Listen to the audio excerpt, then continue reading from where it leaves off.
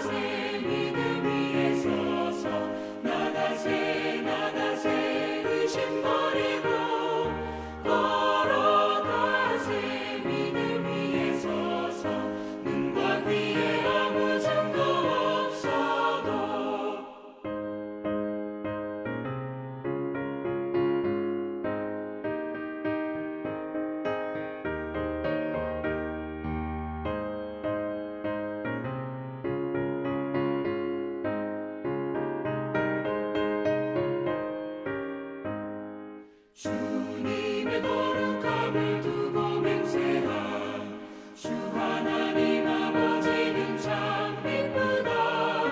그 귀한 모든 약속 믿는 자에게 능치 못할 무슨 일이 있을까. 걸어가세 믿음 위에 서서 나가세 나가세 의심 버리고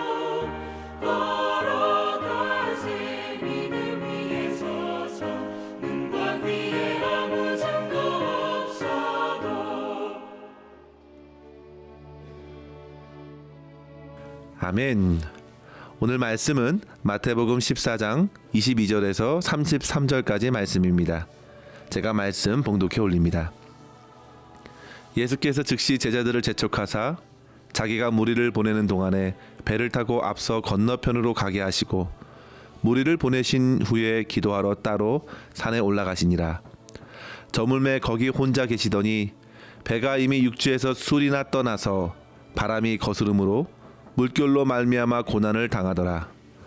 밤 사경에 예수께서 바다 위로 걸어서 제자들에게 오시니 제자들이 그가 바다 위로 걸어오심을 보고 놀라 유령이라 하며 무서워하여 소리 지르거늘 예수께서 즉시 이르시되 안심하라 나니 두려워하지 말라.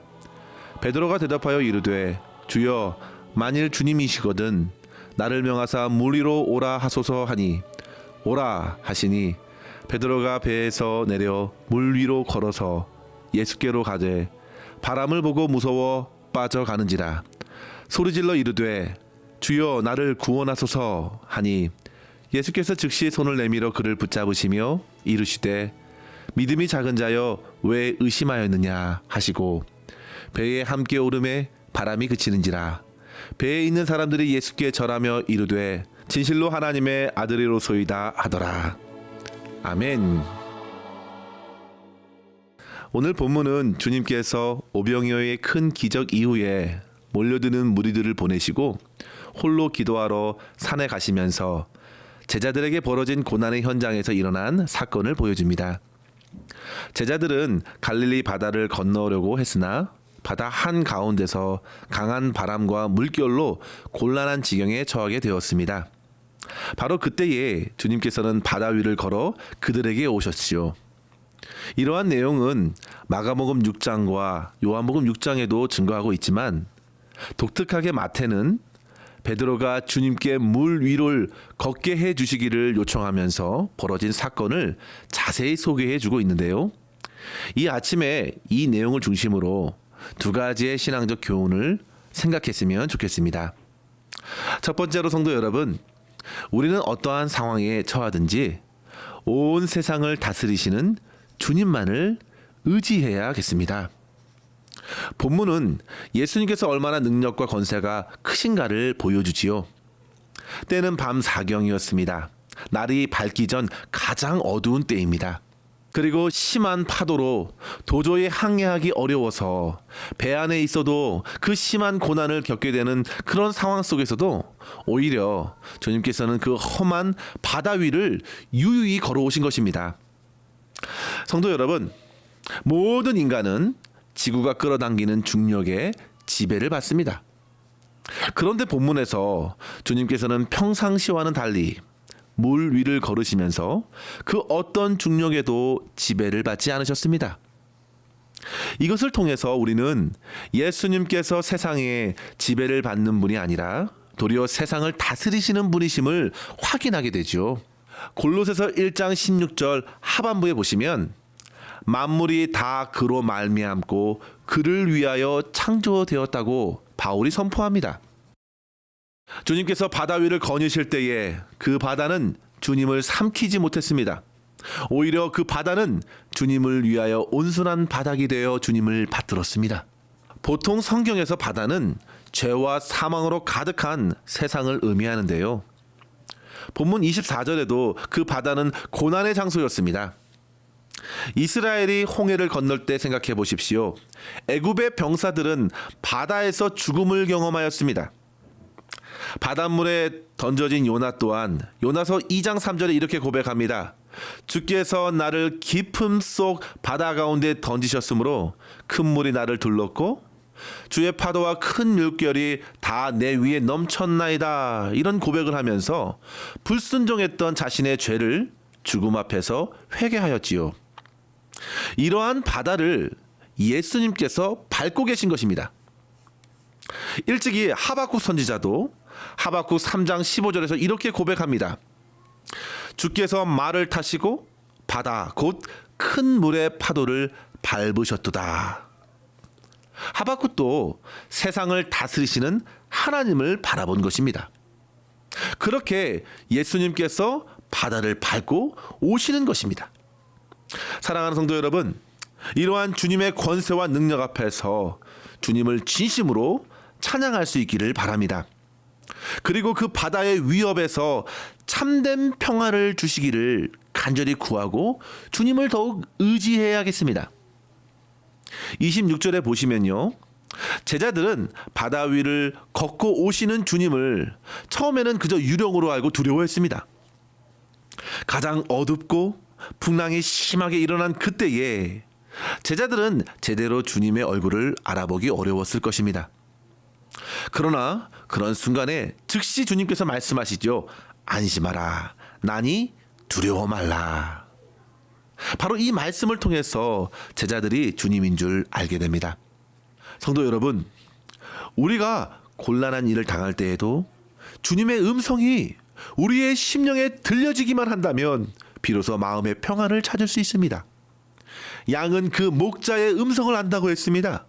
아이는 어머니의 음성에 평안을 찾습니다. 마찬가지로 풍랑이 이는 캄캄한 바다 한가운데 들려진 주님의 음성은 혼비백산했던 그들을 안심시켰습니다. 이러한 주님의 음성에 베드로가 제일 먼저 반응합니다. 비록 앞을 잘 보지 못해도 주님의 말씀을 듣고 또 들으며 교제했던 이들이 반응하게 되죠. 사랑하는 성도 여러분, 오늘날 코로나의 풍랑이 얼마나 거센가요? 그러나 그런 상황에서도 주님의 말씀이 우리의 심령에 살아있고 운동력 있는 말씀으로 들려져서 영혼이 평안하고 힘을 얻게 될 줄 믿습니다. 또한 주님의 말씀을 듣고서 강구할 용기까지 생겨나는 것이죠. 베드로를 보십시오. 주님이시오면 나로 걷게 하소서. 어떻게 이러한 기도를 드릴 수 있는지. 그런데요, 주님께서는 그 기도에 바로 응답하시고 오라 말씀하셨습니다. 주님께서는 자기의 신적인 능력을 구하는 베드로에게도 그대로 허락해 주셨습니다. 사랑하는 성도 여러분, 어려움과 고난의 순간에 아무것도 할 수 없다고 낙심될 그때에 먼저 주님의 말씀을 들으십시오. 그리고 간구하고 응답해 주신 대로 순종의 발을 내딛게 되면서 우리는 비로소 주님의 놀라운 능력을 경험하게 될 줄 믿습니다. 세상에서 일으키는 수많은 걱정과 우리의 영혼과 믿음을 향해 거세게 몰아치는 두려움들은 곧 주님의 능력 안에서 힘을 잃게 될 것이고, 믿는 성도들은 주님의 능력과 평안을 풍성히 누리며 주님을 찬양하게 될 것입니다. 요한복음 14장 12절에 이렇게 말합니다. 나를 믿는 자는 내가 하는 일도 할 것이며 또한 이보다 더 큰 일도 할 것이다. 사랑하는 성도 여러분, 우리 앞에 펼쳐지는 어떠한 상황에도 오직 능하신 우리 주 예수님만 의지함으로 풍성한 주님의 역사를 경험하실 수 있기를 주님의 이름으로 간절히 축원합니다. 두 번째로 성도 여러분, 위급한 순간에서도 끝까지 사랑과 자비가 풍성하신 주님께 부르짖어야 합니다. 주님께서는 베드로에게 오라 말씀하시며 주님의 그 놀라운 능력을 베드로에게도 경험케 하셨습니다.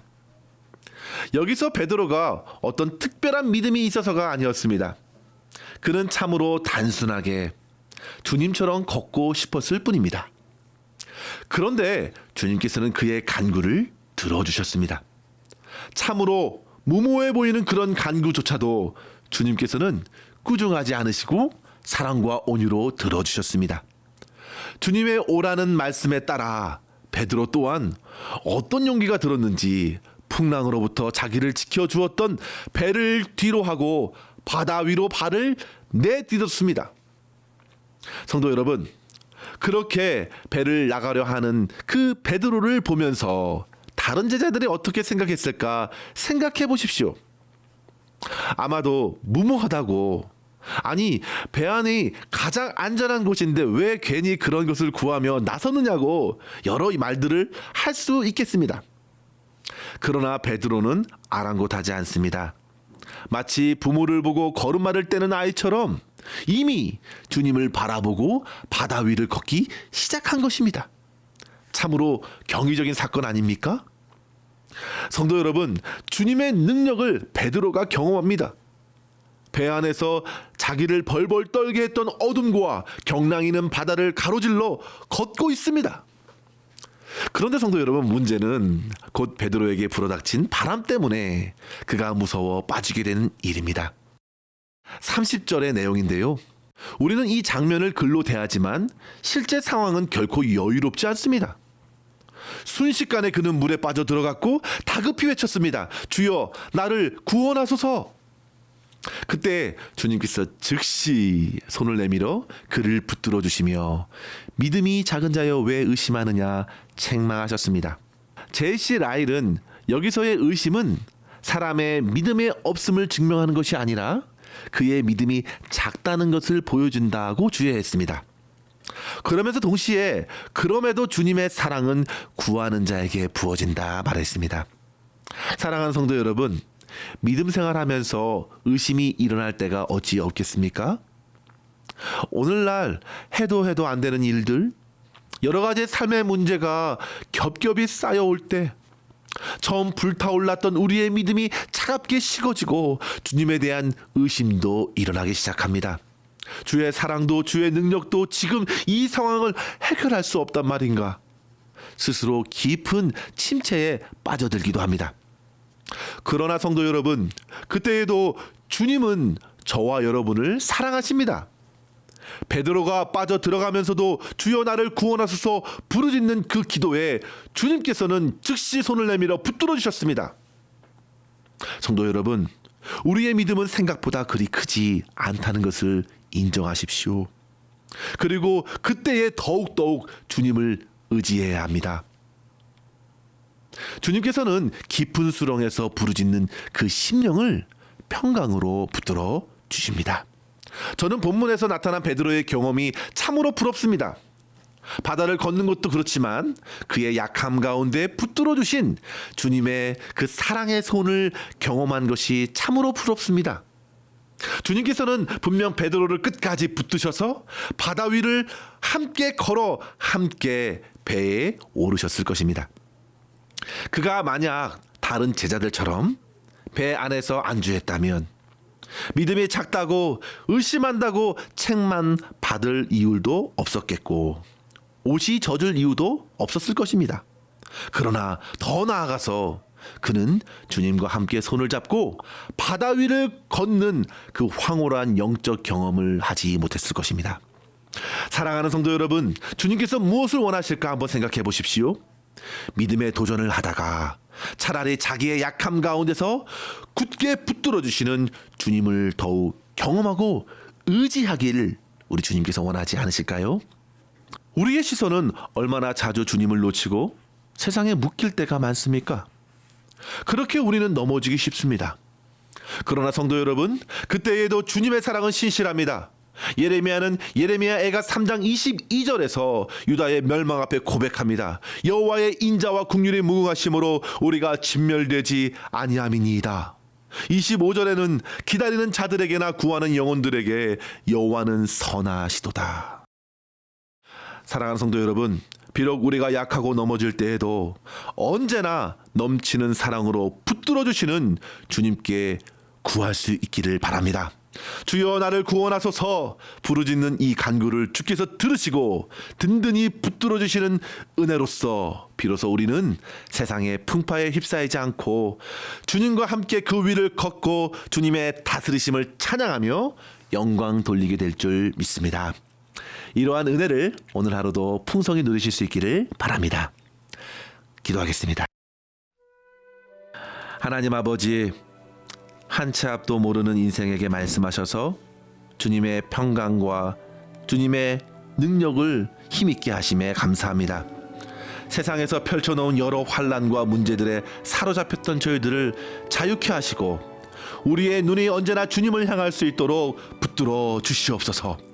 어떠한 인생길에서도 주님께서 붙드시는 그 은혜를 인하여 힘을 얻고 주님을 찬양하며 모든 영광을 주님께 올려드리는 저희 모두가 되게 하여 주시옵소서.